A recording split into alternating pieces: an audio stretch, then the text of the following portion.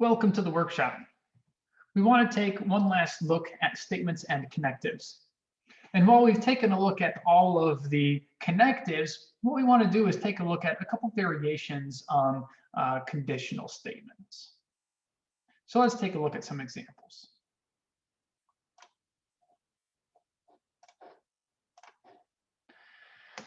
All right, the three variations of the conditional statement that we want to consider are the converse, inverse, and contrapositive of the conditional statements. And what we're doing here is, well, for the converse, we're actually just exchanging P and Q. So Q implies P in this case. Maybe write that out like this. Q implies P, okay? So that's the converse. If we wanted to talk about the inverse, what we're actually going to do is we're going to leave the order the same, but we're going to negate each of the individual statements, each of the component statements. So not P implies not Q. This should be relatively ambiguous, but if you wanted to, you could put parentheses around that to make sure that you're observing correctly that you have not P implies not Q. Okay. So that would be fine. And then finally, the contrapositive considers the negation again of each of the component statements, but it also exchanges the order like we did in the converse. So not Q implies not P. And so we just want to take a look at a really simple example of each of these variations on the conditional statement. So for our example, we're going to use that P is the statement that it is raining, and Q is the statement that the ground is wet. This is a very classical example. You'll see it in a lot of textbooks, I do believe, though I think not in our current book. All right, so P implies Q. So we want to write out each of these implications or each of these conditional statements. The first one is the actual conditional statement, P implies Q. So we have P, it is raining. Actually here, it starts with if. If it is raining, then the ground is wet.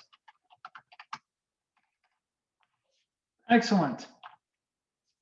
Sweet. I like it. And this is something that actually makes sense to us, right? If it is raining, then the ground is wet. Yes, of course, if it's raining, the ground's going to be wet. All right, let's consider the converse of P implies Q. So the converse, again, means that we're just exchanging the order. So this is Q implies P. So we're looking at Q implies P here. So the ground, if the ground is wet, then it is raining. So when we look at P implies Q, we can observe that P implies Q itself is true. If it's raining, the ground is wet. Yes, assume it's raining. Then yeah, the ground is going to be wet because there's water falling from the sky onto the ground. Yes. Now, when we take a look at the converse, if the ground is wet, then it is raining.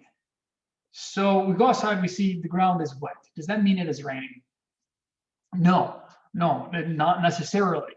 That could be one reason that the ground is wet. However, it could be that a sprinkler was running. It could be springtime and the snow was just melting. Or it could have rained an hour ago and it's just still wet, okay? So the converse of a conditional statement or the converse of an implication is not the same thing as the original implication itself.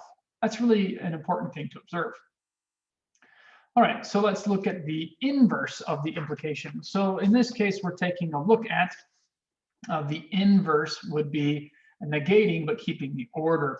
So we have not P implies not Q.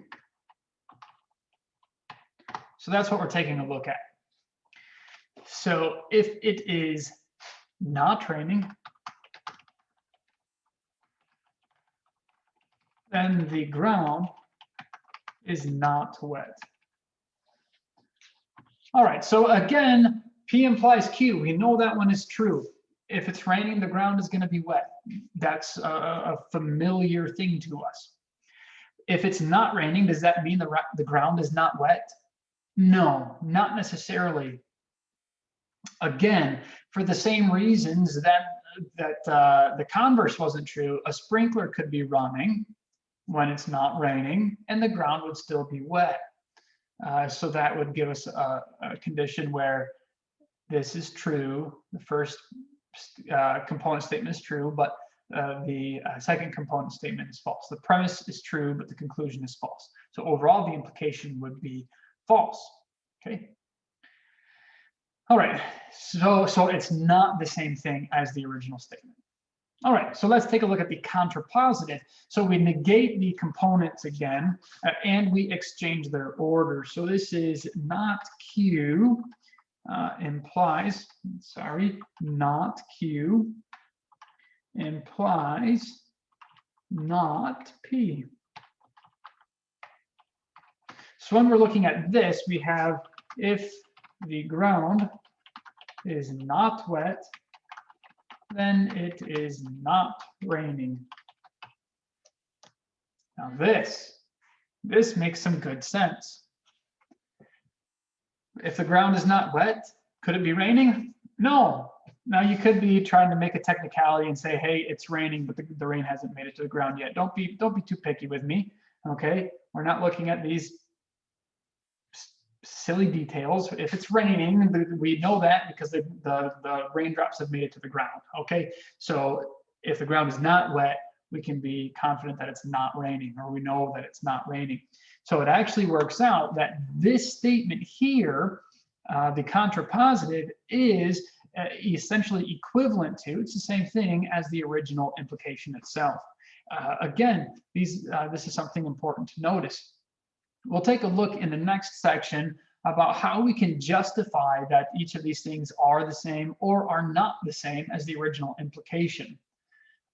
But we want to familiarize ourselves now with what each of these things are. So again, the converse, inverse, and contrapositive. But that's all that we wanted to talk about for now. So thank you for your time and attention. I'll see you guys back in the workshop a little bit later for the next section in the appendix.